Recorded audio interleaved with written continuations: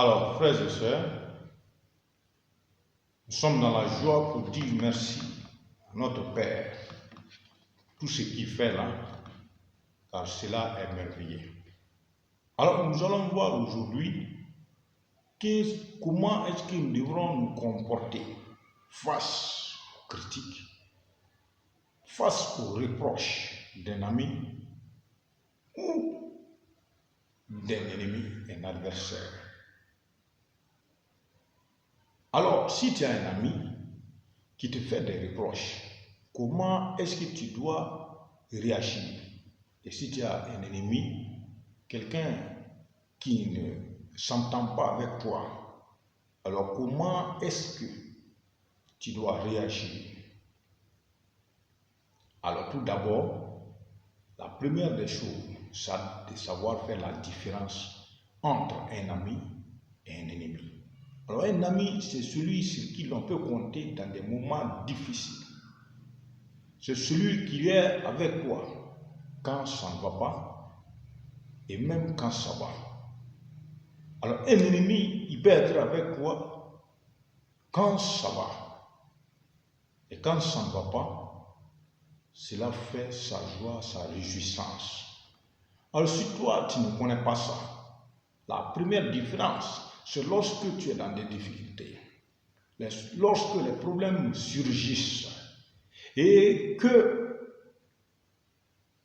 un ami ou une personne, quelle que soit cette personne, que ce soit un homme ou une femme, s'intéresse à toi dans ces difficultés-là, c'est ce moment que tu vas comprendre que là, tu as un aide. Quelqu'un qui est là pour t'aider et quelqu'un qui est là pour te détruire. C'est deux choses différentes. Alors, il faut savoir écouter et faire la différence. Alors, maintenant, un ami, lorsque ça va, il est avec toi. Mais lorsque ça ne va pas, tu ne le vois pas.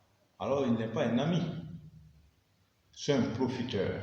Il profite de ta situation et il dit les bonnes paroles, les paroles mielleuses pour se servir de toi. Mais lorsque tu es dans des situations difficiles et que cet ami-là intervient, c'est là maintenant il faut savoir c'est une personne sur qui tu peux compter. Et cet ami, tout ce qu'il va te dire avec tes reproches, assieds-toi gentiment et écoute ce qu'il est en train de te dire. Mais lorsque tu as des ennemis et dans les moments difficiles, ils viennent pour te conseiller. Écoute aussi et tire-en profit. Alors, donc, ceci étant, tu as besoin d'un conseiller. Un homme qui marche seul va se perdre sûrement. C'est pourquoi nous sommes là pour vous aider à comprendre les difficultés de la vie, à savoir choisir les bons chemins et les bons moments pour ne pas se perdre. Alors, nous sommes en train d'annoncer un ami fidèle.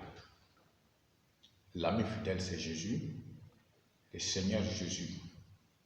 Lui, il était un ami fidèle, celui-là qui donne sa vie pour ses amis, celui-là qui ne tient pas compte de lui-même, mais qui tient compte de toi. Voici celui sur qui il faut compter dans les moments meilleurs comme dans les moments mauvais, difficiles.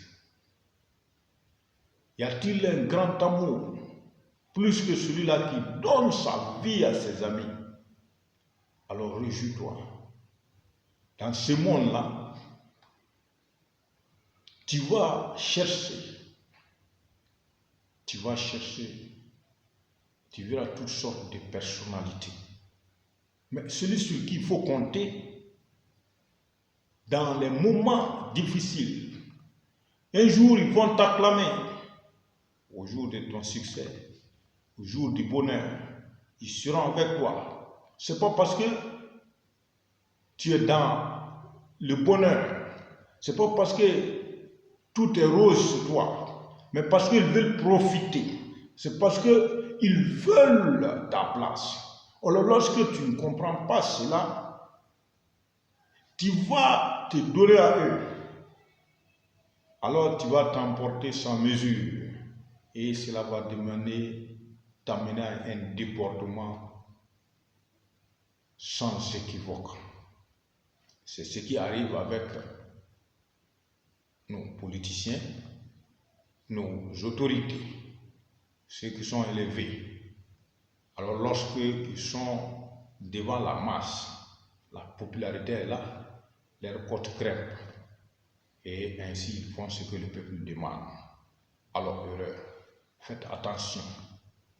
Ce même peuple qui t'applaudit aujourd'hui, président, ce même peuple qui t'applaudit aujourd'hui, directeur, ou ministre, ou homme d'État, ou grand pasteur, c'est ce même homme-là qui va te faire descendre un jour.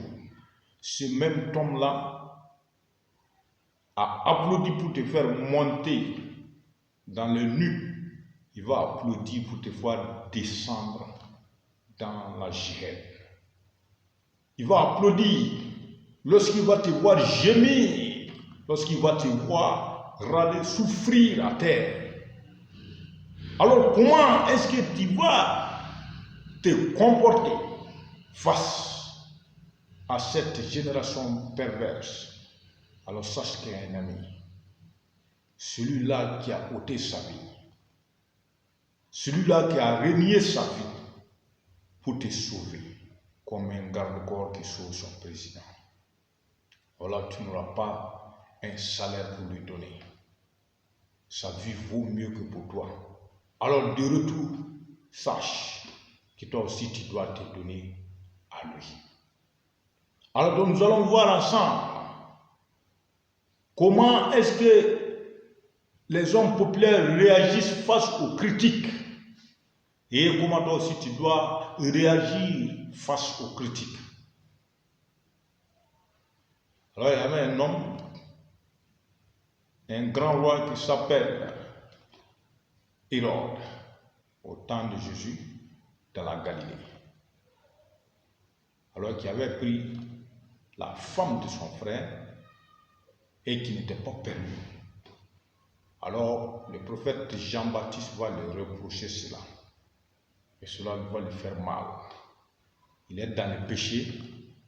Mais celui-là qui vient pour lui reprocher ce péché-là, mais qui ne l'applaudit pas dans ses fautes, dans ses abominations, alors va devenir son ennemi.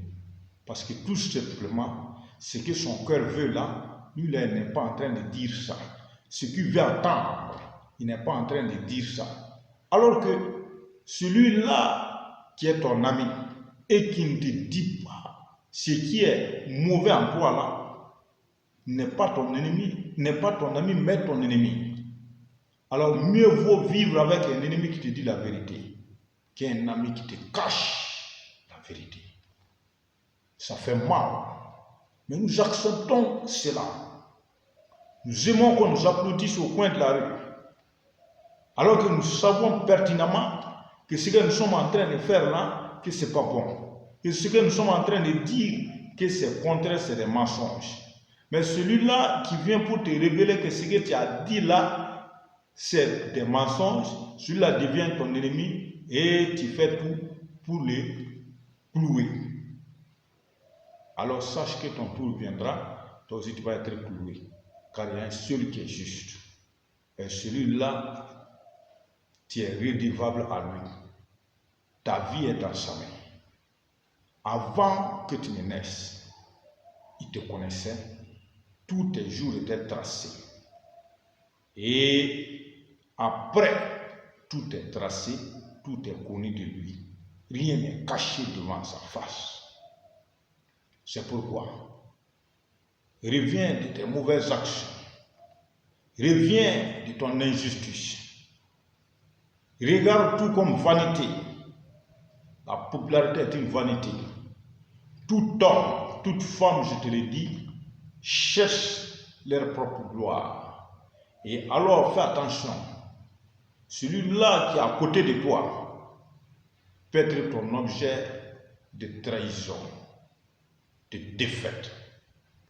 Ta femme peut être un scandale pour toi, une pierre d'achoppement pour toi. Ton mari peut être une pierre d'achoppement pour toi.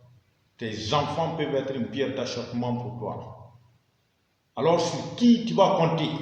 Comme nous avons l'adage de le dire, sur cette terre-là, nous savons ce que nous devons faire. Mais où allons-nous maintenant? Au ciel? Alors le ciel aussi n'est pas un lieu où on peut partir. Mais je te donne un refuge, un lieu sûr, un homme sûr qui ne trahit jamais, qui n'abandonne jamais, qui ne faiblit point, qui s'attache malgré les difficultés, qui est là, imperturbable. Même si les flots débordent, les vents soufflent, il est là, il est là, il est là. Rien n'est caché devant sa face. Le Seigneur Jésus il a quitté les cieux. Il est venu te chercher pour t'amener là où lui il est. Alors pourquoi te faire si mal? Et après dire si j'avais su, si je savais. Ah, faut pas que ces proverbes-là s'appliquent sur toi. Si je savais, si je savais. Si jeunesse savait, si vieillesse pouvait. Avant qu'il ne se soit trop tard, convertis-toi et reviens de tes mauvais actes. Répands-toi et accepte le salut. Et tu verras, la joie va inonder ton cœur. Le salut sera dans ton cœur. Le succès sera de ta partie. Au nom de Jésus. Amen.